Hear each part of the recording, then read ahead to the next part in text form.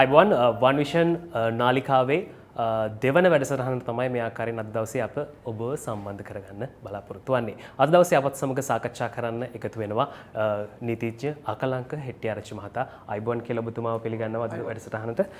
ඒ වගේම අපි පසුගිය සතියේත් හරවත් වැඩසටහනක් ඔබත් සමග බෙදා හදාගත්තා. සරලව ව්‍යවස්ථාව කියන්නේ මොකක්ද? ව්‍යවස්ථාවේ කොහොමද ව්‍යවස්ථාවක් නිර්මාණය කරන්නේ?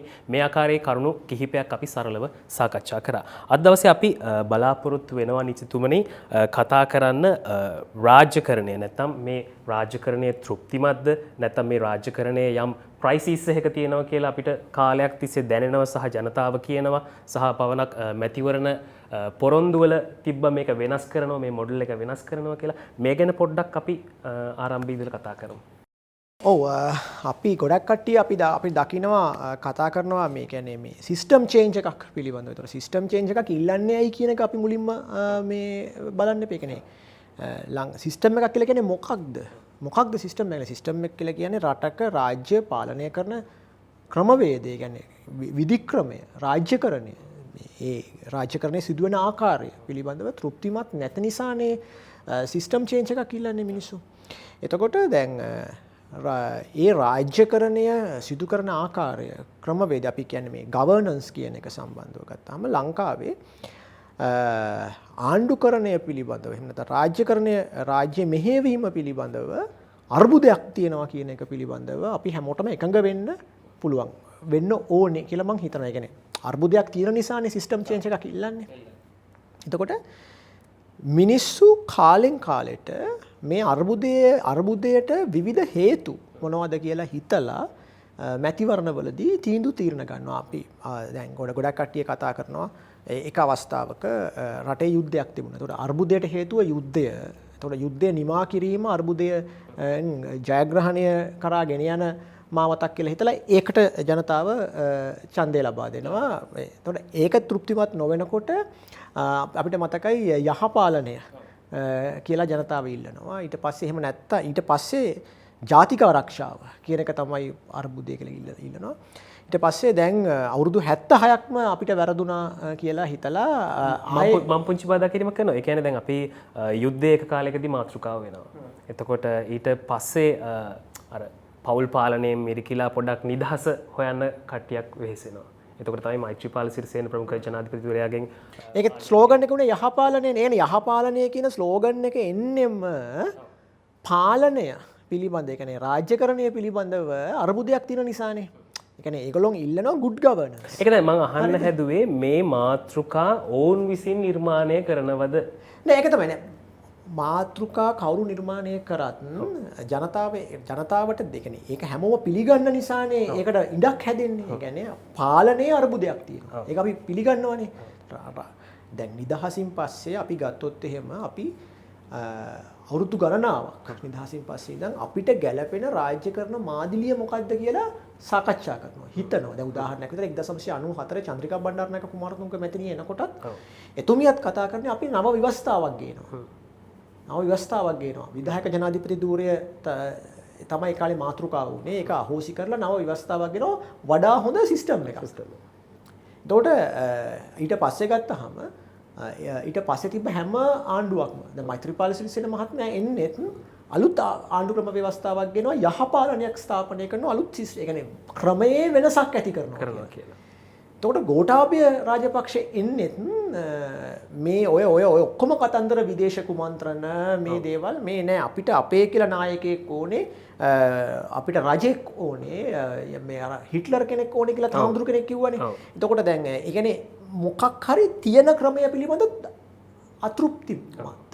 ඒ අතෘප්තිමත් භාවය විසින් ජනතාව නැවත නැවත ඉල්ලනවා අලුත් ක්‍රමයක්, අලුත් ක්‍රම වෙනසක්. එතකොට ඒකෙන් අපිට ගම්ම්‍ය වන දේ තමයි රාජ්‍යකරණය පිළිබඳ අර්බුදයක්. දැන් අපි 2022 ලංකාව අර්බුදයේ පතුලටම ගිලිලා ගියා.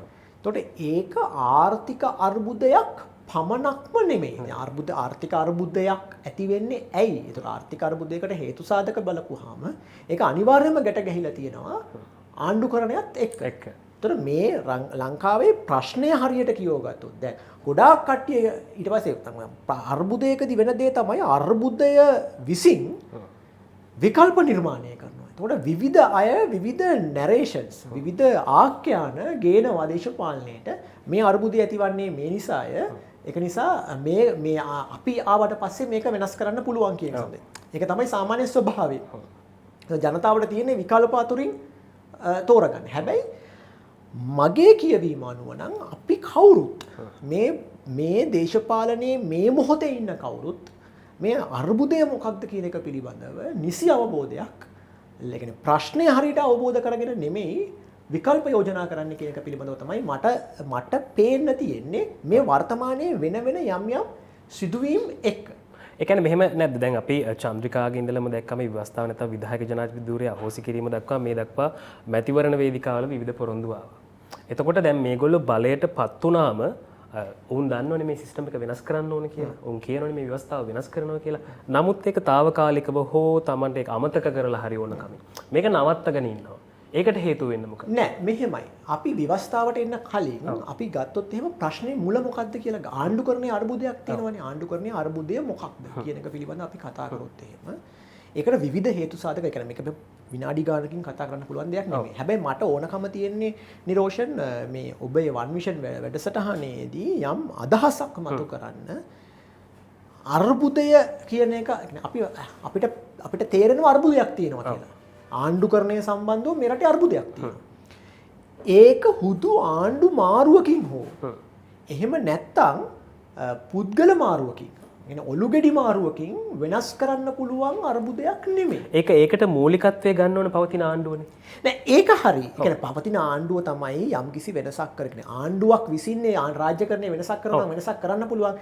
ක්‍රම දෙකයිනේ තියෙන්නේ. එකක් තමයි ආණ්ඩුවක් ප්‍රජාතන්ත්‍රවාදීව මැතිවරණයකට බලයටපත් වෙනවා. මං කියන්නේ වෙනසක් කරනවා නම් කරන්න තියෙන ක්‍රම දෙකයි මට අනුව.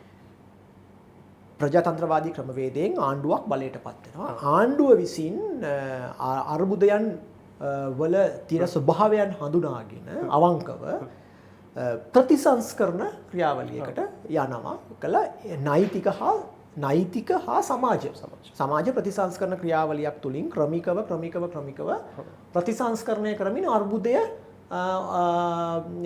අභිබවන්න කටයුතු කරනවා. එක ක්‍රමයක්. දෙවනි ක්‍රමයේ ආණ්ඩුවක් ඕනේ නැහැ ඒකට යම්කිසි සමාජීය කණ්ඩායමකට නායකත්වයේ දීලා විප්ලවයක් සිදු කරනවා. විප්ලවයෙන් පස්සේ සමස්ත සිස්ටම් එකම උඩු යටිකුරු කරලා ප්‍රතිපාලනයක් ස්ථාපනය කරන්න පුළුවන්. ওই ක්‍රම දෙකනේ තියෙන්නේ. හරිද? එතකොට අපි ප්‍රජාතන්ත්‍රවාදී රටක්. මම විශ්වාස කරන්නේ ප්‍රජාතන්ත්‍රවාදී. ප්‍රජාතන්ත්‍රවාදී විශ්වාස කරනවා නම් අපිට තියෙන්නේ තමයි ප්‍රතිසංස්කරණ ආණ්ඩුවක් ප්‍රජාතන්ත්‍රවාදී ආණ්ඩුවක් විසින් සිදු ආණ්ඩුවේ වමනාව මත සමස්ත සමාජයම පෙළගස්වමින් සිදු කරන ප්‍රතිසංස්කරණ ක්‍රියාවලියකින් තමයි අර්බුදය අභිබවන්න පුළුවන් වෙන්නේ. එතකොට අපි හැමෝම පිළිගන්නවා සිස්ටම් චේන්ජ් එකක් ඕනයි කියලා මිනිස්සුත් කිව්වා කතා කරා. ගොඩක් කට්ටිය හිතුවේ ඒකට කමක් නැහැ. රටට හිත ඇති පාලනයක් ආවහම ඔය ඔක්කොම ප්‍රශ්න විසඳෙනවා. හැබැයි වර්තමානයේ ආණ්ඩුව කරන පිරිස දැන් ඇත්තටම කතාවතම දැන් ජනමතයක් තියෙන ආණ්ඩුවක් නේ තියෙන්නේ දැන්. ජනවරම කියන එක ඉතාම කදිමර නිරූපණය වෙන ආණ්ඩුවක් තියෙනවා. ජනාධිපතිවරයෙක් පත් වුණා. ඔහුට 50%ක බහුතරයක් නොමැති වුණාට ඔහු මාසයක් ඇතුළත පාර්ලිමේන්තු මහමැතිවරණයෙන් ඉතිහාසයේ සමානුපාතික නියෝජනය ක්‍රමය ඇතුලේ ලැබපු ඉහළම ජයග්‍රහණය ලක්ෂ 68ක් කියන එකට වඩා ඔහු දිනාගත ආසන ප්‍රමාණය ගත්තහම ඊටාම ඉහළම ඉතිහාසයේ වාර්තාගත ආසන ප්‍රමාණයක් දිනාගත්තා. දැන් එහෙනම් දැන් ප්‍රශ්නේ විසඳෙන්න ඕනේනේ. ඒ කියන්නේ මේ 225 නම් අර්බුදය තිබ්බේ. දැන් ප්‍රශ්නේ විසඳෙන්න ඕනේ. එහෙම නැහැ. මේ අර්බුදය කියන එක අපි කියවගෙන නැහැ හරියට. එතකොට අපිට අවශ්‍ය කරන්නේ දැන් අපි ගත්තොත් මම එක උදාහරණයක් කියන්නේ. එකක් ලංකාවේ ආණ්ඩුකරණයේ අර්බුදයේ විදිහට අපි එක හේතුවක් විදිහට අපි යෝජනා කරනවා ලංකාවේ සමාජ ක්‍රමය සංකාවේ රාජ්‍යකරණය පදනම් වෙන්නේ අනුග්‍රාහකත්වයන් මත. මම ඒක පැහැදිලි කරන්නම්. අනුග්‍රාහක අපි අනුග්‍රාහක කියලා කිව්වම අනිත් පැත්තේ වචනේ තමයි සේවාදායකත්වය. ඒ කියන්නේ කවුරු හරි අනුග්‍රහකයෙක් ඉන්නවා සේවාදායකත්වය ලබන්නෙක් ඉන්නවා සේවාදායකත්වය. ඒ දෙක අතර අන්‍යෝන්‍ය අනුග්‍රහක සේවාදායකත්ව සමුදතා මත තමයි ලංකාවේ රාජ්‍යකරණය පදනම් වෙලා තියෙන කියන එක අපිට ඉතිහාසයේ නම් උදාහරණයක් අපි අර කුමාරි ජයවර්ධනගේ සොක්කන් ලොක්කන් වූ හැටි පොත බැලුවොත් එහෙම ලංකාවේ ධනේශ්වරේ නැගීම ගත්තහමත් මේ රේන්ද ව්‍යාපාරයට ප්‍රවිෂ්ඨ වීමත් බ්‍රිතාන්‍යයේ අනුග්‍රහක සේවාදායකත්වයේ මත තමයි සිද්ධ වෙලා තියෙන්නේ. ඒ කියන්නේ අනුග්‍රහකත්වයන් මත තමයි ඒකත් සිද්ධ වෙලා තියෙන්නේ. ලංකාවේ සමාජයේම ගොඩනැගිලා තියෙන අනුග්‍රහකත්වයන් මත. හරිද? එතකොට දැන් ආණ්ඩුවක තනතුරු පත් කරනකොට එහෙම නැත්නම් ආණ්ඩුවක සේවා ලබා දෙනකොටත් සිද්ධ වෙන්නේ අනුග්‍රහකත්වයන් මත නම් දැන් මේකට අනිත් එකට ඒකට ප්‍රතිපක්ෂ කාරණාව තමයි කුසලතාවාදී. ඒ කියන්නේ මිනිස්සු කුසලතාවයට සායම ක්‍රමවේදයකට නම් සිද්ධ කරන්නේ අන්න ඒක ඒ දෙක අතර වෙනසක් තියෙනවා. මේ දෙක අතර තියෙන දැන් මම මේ එක පුංචි තැනක් මම මේ පෙන්නන්නේ. ආණ්ඩුකරණයේ හේතුව ආණ්ඩුකරණයේ අර්බුදයේ හේතුව ගත්තාම එක තැනක් වෙනස් කරනවා නම් ඒ කියන්නේ අනුග්‍රහකත්වයට ප්‍රතිපක්ෂව කුසලතාවාදයට ඒ කියන්නේ නිර්ණායක මත පදනම් වූ කුසලතා. ඒ කියන්නේ අපි යම්කිසි ක්‍රයිටීරියා එකක් හදන්න ඕනේ ආණ්ඩුකරණයේ පත්වීම සහ මේ දේවල් සිදු කරන්නේ මෙන්න මේ කියන කුසලතාවයන් මත කියන එක සම්බන්ධයි. ඒකට ඒ චේන්ජ් එක කරලාද දැන්? මම අපි එතනින් පටන් ගමුකෝ. දැන් මම කියන්නේ ප්‍රතිසං ආණ්ඩුකට දැන් අර්බුදය අපිට වාර්තා වෙනවා සමාජ මාධ්‍ය ඔස්සේ සහ ගොඩක් වෙලාවට රාජ්‍ය මාධ්‍ය ආයතන වලට සභාපතිවරු පත් කරනකොට දැන් අපි ගත්තොත් එම කිසියම් නිර්මාණවේදී සංසදයන් අපි දැක්ක මහින්ද රාජපක්ෂ මහත්මයාගේ කාලෙත් යම් නිර්මාණවේදී සංසද විදියට කලාකරු සන්දාන තියෙනවා නිර්මාණවේදී සංසද තියෙනවා මේවා උදව් කරනවා මැතිවරණ ව්‍යාපාරයට. ඒ ගොඩක් වෙලාවට ආණ්ඩුකරණයෙන් පස්සේ ආණ්ඩු බලය දිනාගත්තට පස්සේ තනතුරුපත් කරනකොට අර ඒ සාමූහිකත්වයන් වලින් ආපු පිරිස් වලට තමයි යම් රාජ්‍ය මාධ්‍ය ආයතන වල තනතුරු එතකොට අනු කමිටු වල තනතුරු මේවා එන්නේ. එතකොට ඒක තමයි ඉතිහාසයේ ඉඳන්ම ආපු ප්‍රැක්ටිස් එක. දැන් චන්ද්‍රිකා බණ්ඩාරනායක කුමාරතුංගගේ ගත්තත් මහින්ද රාජපක්ෂගේ ගත්තත් රනිල් වික්‍රමසිංහගේ ගත්තත් ඒ ක්‍රමවේදය තමයි ආවේ. ඒ කියන්නේ ඔක සරලම ගත්තොත් ජනතාවත් එහෙමනේ ජනතාවත් ජොබ් එකක් දෙනවා නම් තමයි ගමේ ඡන්ද ටික දෙන්නේ. දැන් ඒක තමයි දැන් ඒ කියන්නේ ඕක තමයි ඒ කියන්නේ පල්ලෙහාට වෙනකම්ම ඕක තියෙනවා. පල්ලෙහාට වෙනකම්ම ඕක තියෙනවා. දැන් ඕකේ දරුණුම තැන තමයි අර අපි කියන්නේ නූතන පංච මහා බලවේගය කියලා. දන්නවද ඒක? අපිට පැහැදිලි කරන්න. නූතන පංච මහා බලවේගය කියලා කිව්වම අපි අර පහුගිය කාලේ කතා කරන්නේ පස් සංගවේදු ගුරුකම් කරව 56යි. අපි මෑත කාලිනව කතා කරන්නේ පස් ගල් වැලි. හරිද? ඒ කියන්නේ මේ කියන්නේ ප්‍රාදේශීය සභා මන්ත්‍රීවරයා ඉන්නවා. ඔහු වටා ඉන්නවා පස් ගල් වැලි ව්‍යාපාර මස්කඩ ඒ වගේ ව්‍යාපාරකට ඒවට පර්මිට් දෙන එක. ලයිසන්ස් දෙන එක මත තමයි දේශපාලඥයයි අර ව්‍යාපාර ගමේ මේ ව්‍යාපාරිකයයි අතර සම්බන්ධතාවය හැදෙන්නේ. එහෙම ගොඩනැගිච්ච ජාලයක් එක්ක තමයි මේ ගමේ දේශපාලනය මත පදනම් වෙලා තිබෙන්නේ. ඒකනේ පහුගිය කාලේ තිබුණේ. දැන් ඒක වෙනස් කරන්නනේ ඒ කියන්නේ ගමේ එක කෙසේ වෙතත් උඩ එක අපි දන්නේ ගමේ එක තාම මොකද ගමේ ඡන්දේ තාම තියලා නැහැ. අපි බලාපොරොත්තු වෙනවා ගමේ ඡන්දෙන් පස්සේ අර ක්‍රමවේදය වෙනස් වේවි කියලා මිනිස්සු බලාගෙන ඉන්නවා. දැන් උඩ එක ගත්තාම උඩ එකේ ක්‍රියාවලිය ගත්තාම අපි දැක්කා තනතුරු ලබා දෙන්නේ ගොඩක් වෙලාට මේ පහුගිය කාලෙත් උනේ යම් ව්‍යාපාරික ප්‍රජාවන්.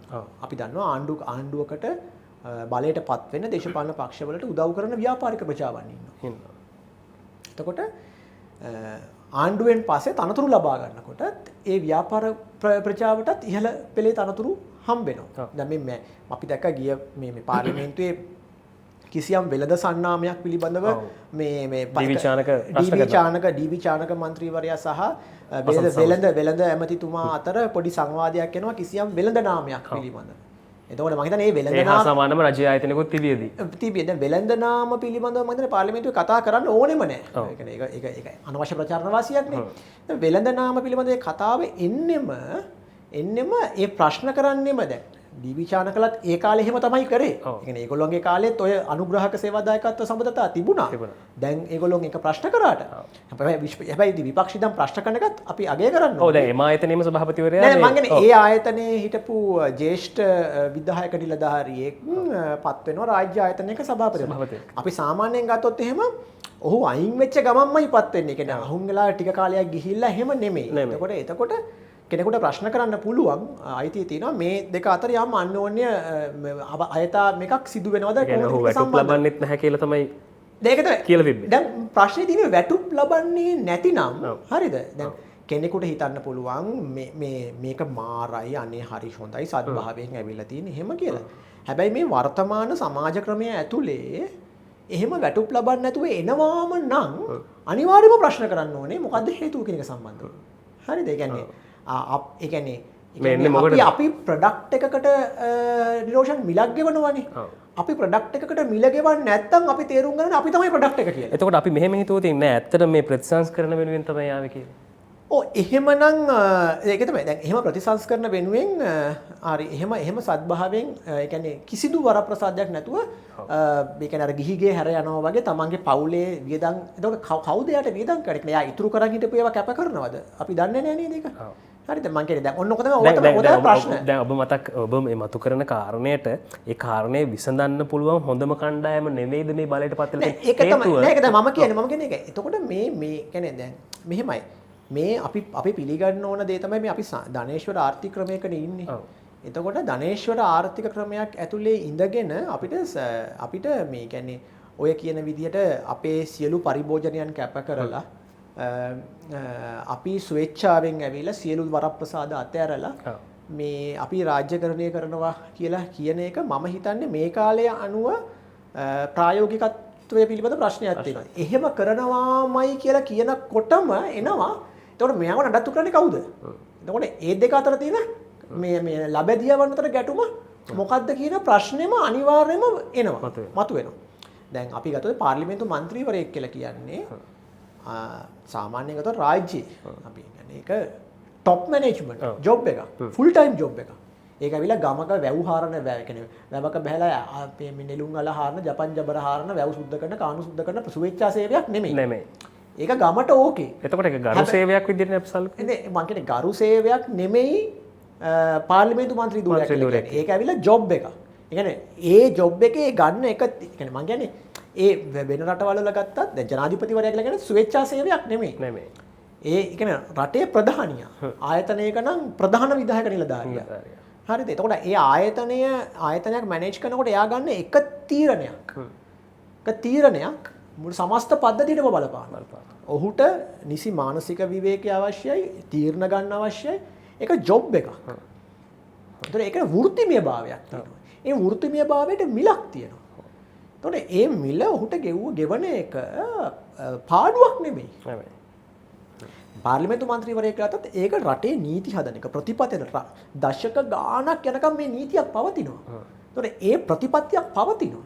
ඔහුට දැන් වෙන රටවල් වල ගත්තාම පාර්ලිමේන්තු මන්ත්‍රීවරට වෙනම ඒක එයාට නිදහසේ හිතන්න ඒ නීති නිර්මාණය කරන්න ප්‍රතිපත්ති නිර්මාණය කරන්න අවශ්‍ය කරන පර්යේෂණ පහසුකම් කරන්න එහෙම ක්‍රමවේදයක් තියෙනවා. ඒතකොට ඒක ෆුල් ටයිම් ජොබ් එකක්. ඒක මේ ඇවිල්ලා අනිත් වැඩ කරන ගමන් පාර්ට් ටයිම් කරන එකක් හරි මේ තමන්ගේ අනිත් මේ දේවල් එක අපි පඩිය එපා පඩිය අපි පරිත්‍යාග කරනවා කියලා. එතකොට එයාගේ අනිත් වියදම් කරන්න එයා මොකක් හරි තව දෙයක් කරන්න ඕනේනේ. එහෙම කරමින් නෑ උන්ට ඒකට තියෙනවා උන්ට හිතවතුන් අන්න එතන තමයි ප්‍රශ්නේ. ඒතර හිතවතුන් කියන එක මේ ධනේශ්වර සිස්ටම් එක ඇතුළෙම හිතවතුන් කියලා හිතවතුන් එනවා කියලා කියන තැනදීම එනවා ලැබෙදියවන් අතර ගැටුමක්. මේ ලැබෙදියවන් අතර ගැටුම් පුළුවන් තරම් අයින් කරලා ඔහු රාජ්‍යයට වග කියන පුද්ගලයෙක් බවට පත් කළා ඔහුට වැටුපක් ගෙවනවා වැටුපට සේවයක් ලැබෙනවා. මම කියන්නේ අපි වෙන පැත්තකට අපි මේ කතාව යන්නේ. නමුත් මම කියන්නේ මේ අනුග්‍රාහක සේවාදායකත්ව සබඳතා කියලා කියන්නේම කෙනෙකුට හිතුනොත් බැලූ බැලමට පේන්න පුළුවන් අනේ හරි ස්වේච්ඡාවෙන් කරන්නේ හොඳයි මෙයාව අරයා බලා ගන්නවා මෙයා බලා ගන්නවා කියලා. මම කියන්නේ ඒක නෙමෙයි සිස්ටම් චේන්ජ් එක කියලා කියන්නේ. නිරෝෂන් අපි මේක දීර්ඝව අපිට කතා කරන්න පුළුවන්. අපි සරලව කතා කරොත් එහෙම මම වාට කියමින් හිටිය අපිට පේන්න තියෙනවා මේ ආණ්ඩුවත් අනිත් ආණ්ඩු වගේම සිස්ටම් චේන්ජ් කියලා කිව්වට ඒක සිස්ටම් චේන්ජ් එක තාම ඒගොල්ලෝ හොයමින් ඉන්නවා කියන එක තමයි පේන්න තියෙන්නේ. කියන්නේ සිස්ටම් චේන්ජ් එක හරියට ඒගොල්ලන්ට තාම අහුවෙලා නැහැ කියන එකද. උදාහරණයක් විතර මම කිව්වේ අපි දන්නවා මැතිවරණ ව්‍යාපාර වලට උදව් කරන කලාකරු සන්දාන නිර්මාණවේදී සංසද වගේ දේවල් විවිධ කණ්ඩායම් ඉන්නවා. එතකොට මේ ආණ්ඩුව ඒ රාජ්‍ය මාධ්‍ය ආයතන අනුමණ්ඩල වලට පත් කරපු පිරිස් ගත්තාම බලපුවාමත් ගොඩක් වෙලාවට ඒ රජයට උදව් කරපු ඒ අනුමණ්ඩල රජයට නෙමෙයි මම කියන්නේ මේ මැතිවරණ ව්‍යාපාරයට උදව් කරපු අනුමණ්ඩල මේ සංසද නිර්මාණවේදී සංසද කලා සන්ධාන වගේ හිටපු කට්ටිය තමයි ගොඩක් වෙලාවට ඉන්නේ. එතකොට හැබැයි දැන් අපි බලමු ජනතාව විදිහට අපි හිතුවේ යම්කිසි විදිහකට ක්‍රයිටීරියා එකක් දාලා හයි පෝස්ට් කමිටි එකක් පත් කරලා ඒ හයි පෝස්ට් කමිටි එකට අනුව දැන් අරගොල්ලෝම පත් කරත් කම ඒ කියන්නේ ඒගොල්ලන් සුදුසු නම් පත් කරන එක ප්‍රශ්නයක් නෙමෙයි. හැබැයි ස්වාධීන යම්කිසි ක්‍රියාවලියක් ඇතුලේ. අපි දන්නවා දැන් පත් කරන සභාපතිලා සමහරු ඉල්ලාස් අස් වෙන කට්ටියක් විවෘතභාවයකින් යුතුව විවෘතභාවයකින් යුතුව.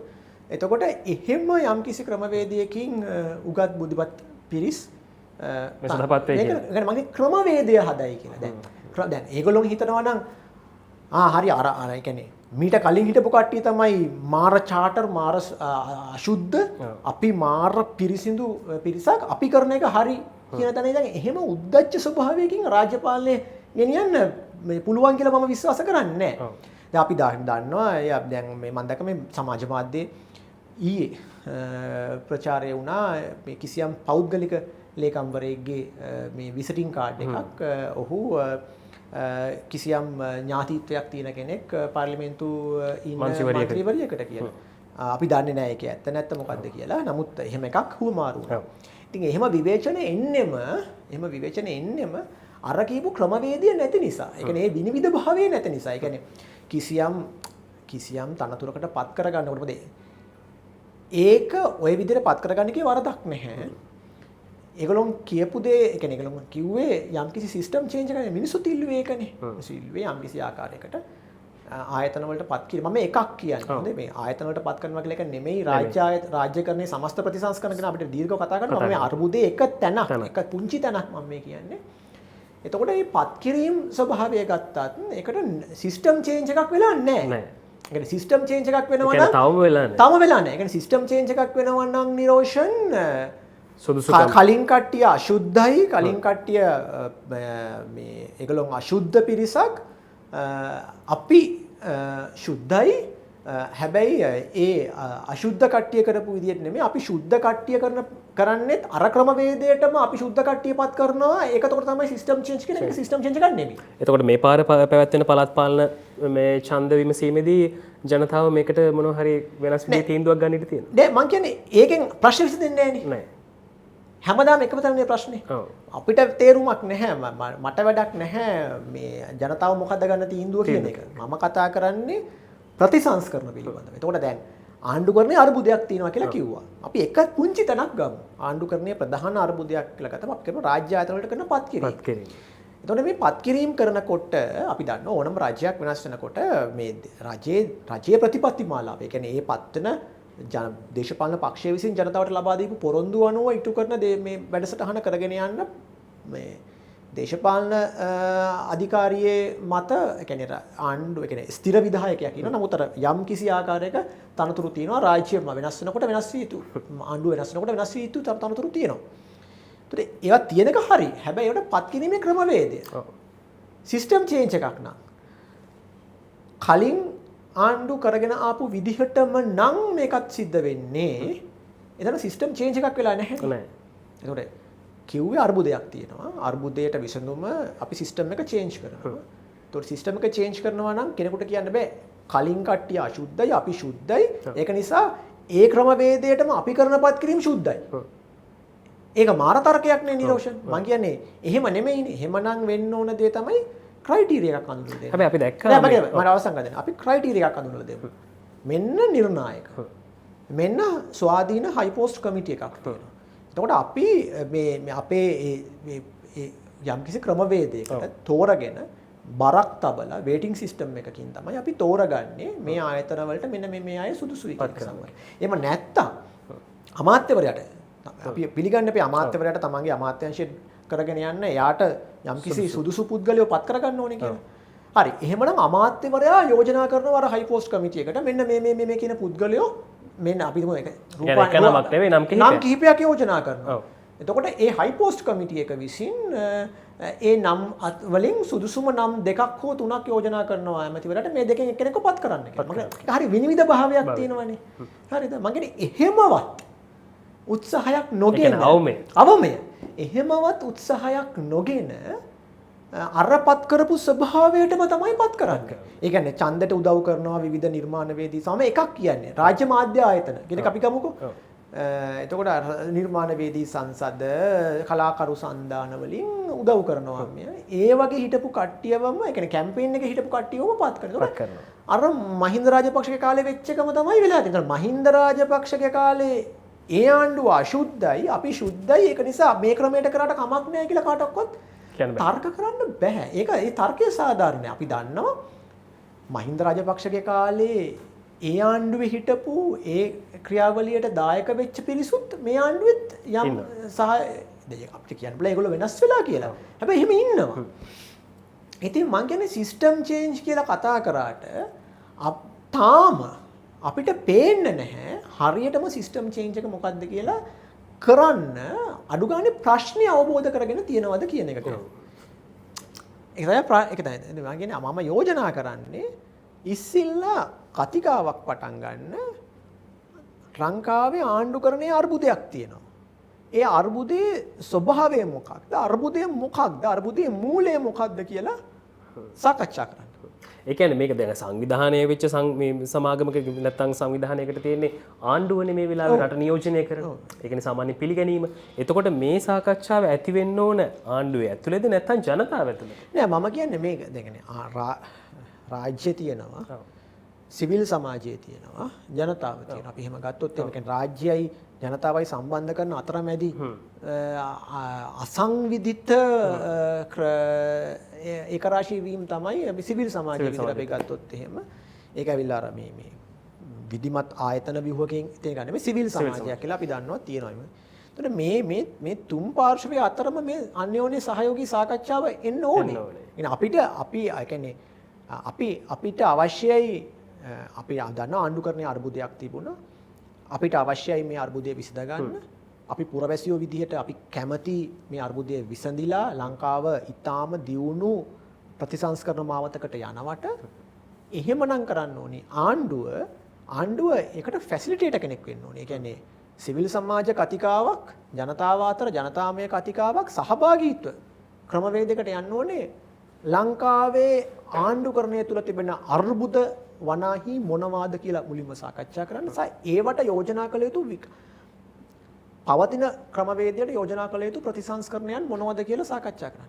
එහෙම නැතුව අපි දැක්කා පාර්ලිමේන්තුවේ මේ ව්‍යවස්ථා සංශෝධනය පිළිබඳව විපක්ෂය විසින් ආපු යෝජනාවෙදිත් ආණ්ඩුවේ ඇතැම් മന്ത്രിවරු සහ වරියන්ගේ ප්‍රතිචාරය උනේ අපි දන්නවා හැමදේම. ඕගොල්ලෝ අපිට කතා කරන්න එන්න ඕනේ නැහැ. වගේ ස්වභාවයක්.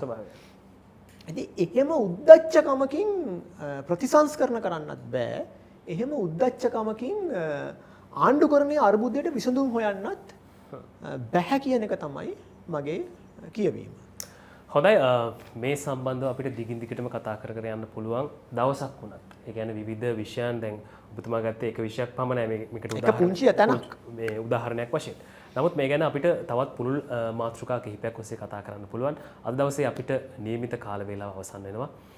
අපත් සමග එකතු වුණු දැනුමට ජනතාවට බෙදා දෙන්න අපත් සමග එකතු වුණු නීතිඥ අකලංක හෙට්ටිආරච්චි මහතාට මේ මිනිසුතු අපත් සමග සම්බන්ධයෙන් නැවතත් දවසක හමු වෙන බලාපොරොත්තු වෙන සමග ගන්නවා. බොහොම ස්තුතියි.